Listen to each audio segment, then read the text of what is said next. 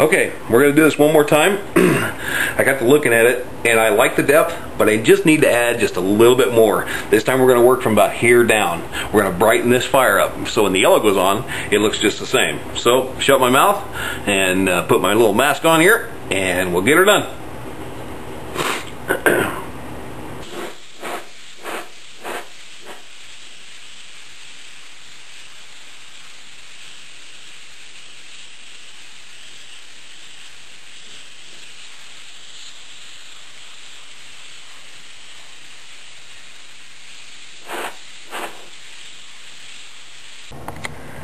Okay, I think I know what happened. The batteries were just a tad bit low. Anyway, what we did is we just did some more outlines with the Molly Orange again, and I'm going to go back in and tighten it up a little bit.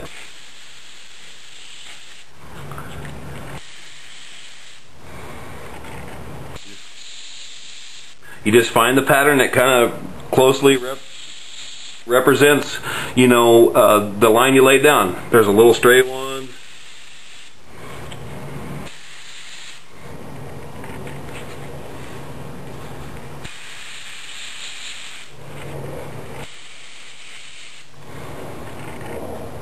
Gonna find all these lines you put down, find the right stencils for them. I have no problem using the big ones and the little ones.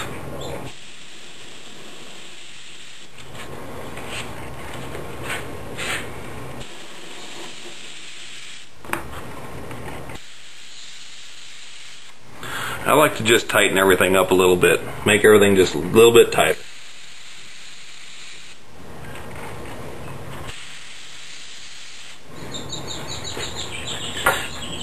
Now see how that kind of brightens everything up right through this area?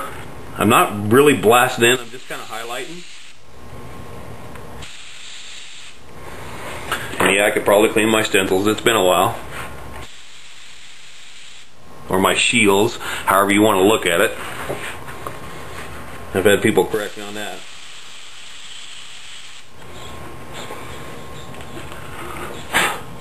Just light dustings. That's all I'm doing. I'm just dusting it out. Now down here on the bottom, it has to start, so we're going to brighten this up. Just blow some in there. Put a little bit of a line in there.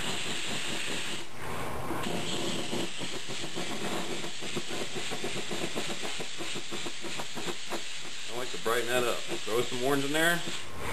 That way it gives that glow effect. See that glow right there? You don't see that on all the cars. It's just a little bit of a glow. I just kind of dust it over the top. When this candy's back, when you blow it back with candy, you'll definitely see a whole new light to it.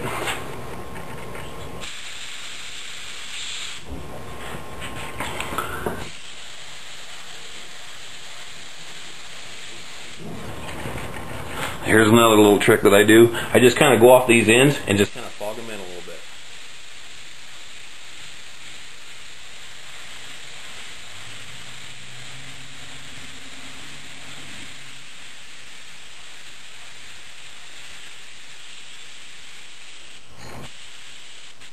Anywhere I see those, I get a glow right there because that's part of the fire.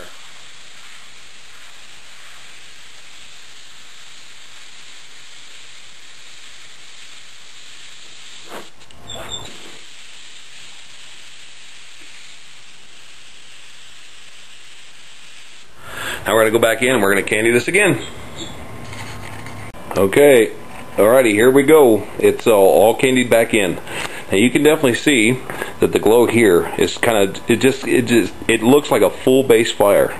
Now if you notice during this whole video that I've started way up here, next step I was down here, next step I was down here. So in other words, all my fire building comes down this way. Those are done. We don't touch those again.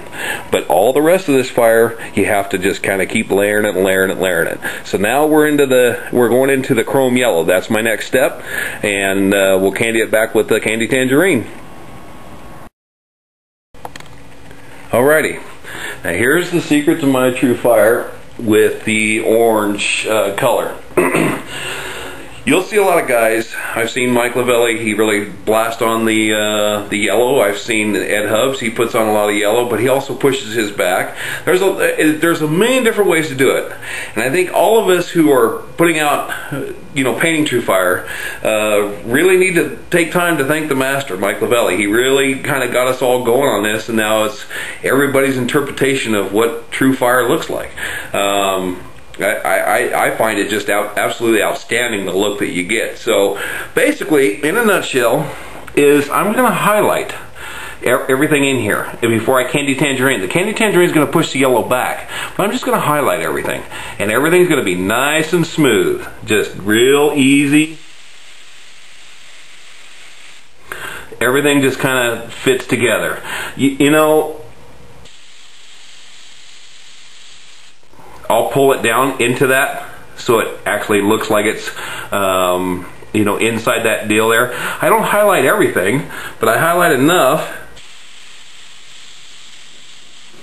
that it just has that depth look. That's what you're looking for. I'll blow some up, I'll blow some back, whatever strikes my fancy. You can fill in just like Mike Lavelli, same thing, but I don't really freehand the yellow per se. I don't freehand the yellow because I don't like the way it really looks. It doesn't, to me, and probably to me only, it doesn't look like a real fire. I've had a lot of my customers say, man, that fire really looks good. And the reason is that I use the shield to put the yellow in, but I don't know how to say it. I don't overbear the fire with yellow. My yellow is really thin. It's really over reduced.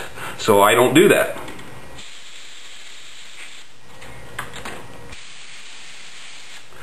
Yeah, it's hotter here at the bottom, so you want to keep everything at the bottom.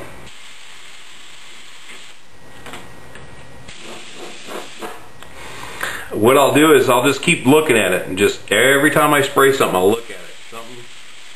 If I think it needs more on this side or more on that, I'll just go in and do it. So the yellows are starting to really stand out and starting to really pick up.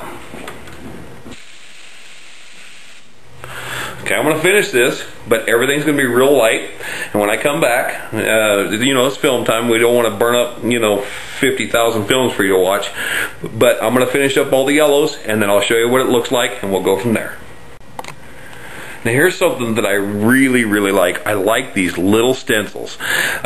Sometimes you can get into these little tight areas, where you just need a little bit of color. See that one right there?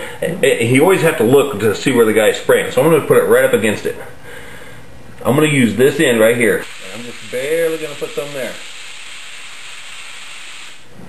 So when you move it back, see how that, it just gives it a little bit. It's not overbearing. It's not, here I am, this is the color. But if you do that through all these little deals with these little tiny shields, oh, it jumps out at you. It's awesome. Okay, there it is. It's just real fine outlines, nothing real heavy, nothing real, just kind of keeping it within the same family as the curves that we've already laid down. A little bit of yellow. The only thing that I did do is I brightened up the front of this. You can see right there, all I did was just wisp it back and forth, because fire looks like it's ripping it up out of the logs, right? So we're just kind of wisping it back and forth to give it a little bit of definition. When we put the candy tangerine over this, it's going to knock all this back down to the orange family, okay? It's going to set it all the way back, even up there.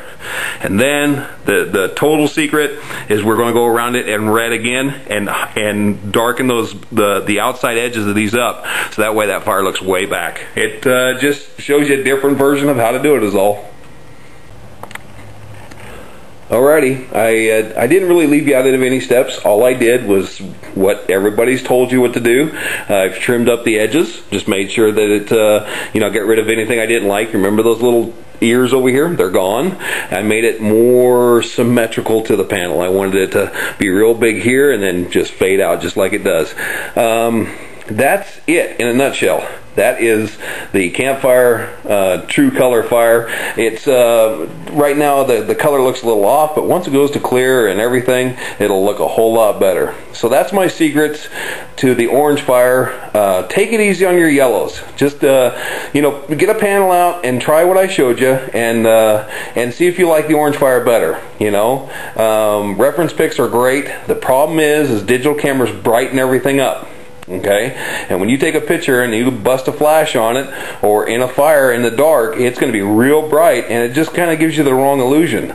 But if you really look at it, just keep looking at the fire through your eyes, and you'll see the more oranges and everything else. If you got a rip-roaring fire, oh yeah, you're going to definitely see a lot of yellow. But I like to back off the yellow a little bit. So that's my secret. Thanks for watching. Rod from On Fire Graphics. Starting a new business, man. I'm telling you, I love it, and I can't wait to get in there and start spraying. I gotta wait till the 1st of March, but thanks for all the support and all the emails and everything. Hey, you know, you guys really, you guys make me feel good. Anyway, we'll talk to you later. We're out of here.